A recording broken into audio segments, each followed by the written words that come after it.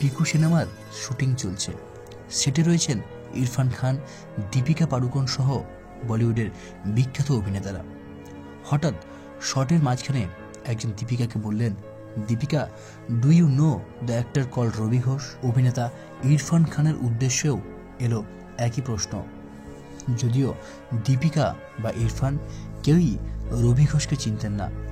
কিছুক্ষণ পর যিনি প্রশ্নটি জিজ্ঞাসা করেছিলেন তিনি বলতে শুরু করলেন, ভারতবর্ষে রবি ঘোষের থেকে বড় কমিক টাইমিং আর কোনো অ্যাক্টরের না কোনো দিন হয়েছে, না কোনো দিন হবে। আশ্চর্যজনকভাবে যিনি এই কথাটা বললেন তিনি আর কেউ নন, বলিউডের বিগ বি অমিতাভ বচ্চন। রবি ঘোষ দস্তিদার, সংক্ষেপে রবি ঘোষ। তার জন্ম উত্তর কলকাতায়।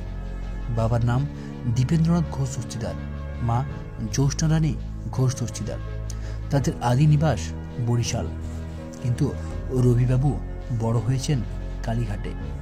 শোনা যায় শিল্পকর্মের দিকে তার অনুরাগ পৈতৃক সূত্রে প্রাপ্ত নয়, তার শিল্পকর্মের অনুরাগ তার মায়ের পরিবারের তরফ থেকে। রবি ঘোষের বাবা ছিলেন একজন খেলোয়াড়, তবে শুধু বাবাই নয়, বাবার পরিবারের অধিকাংশ সদস্যই খেলার সঙ্গে যুক্ত ছিল, ফুটবল অথবা ক্রিকেট, বিশেষ করে ফুটবল।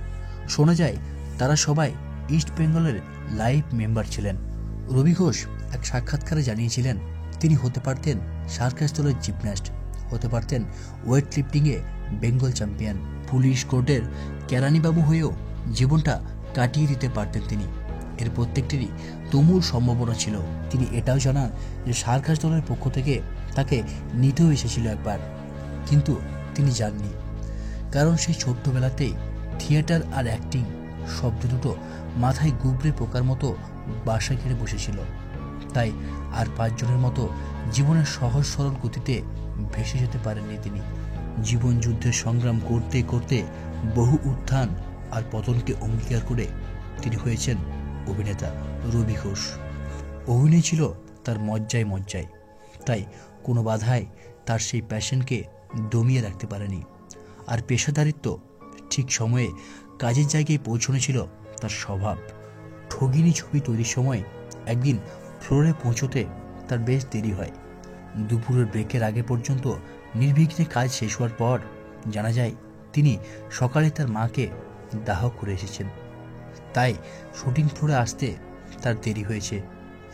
এমনই ছিলেন বাংলার গর্ব রবি ঘোষ, যাকে বাদ দিয়ে বাংলা সিনেমার কোনো আলোচনাই সম্ভব না। এরকম একজন মানুষকে আমাদের ইউটিউব চ্যানেলের পক্ষ থেকে জানাই শ্রদ্ধাঞ্জলি।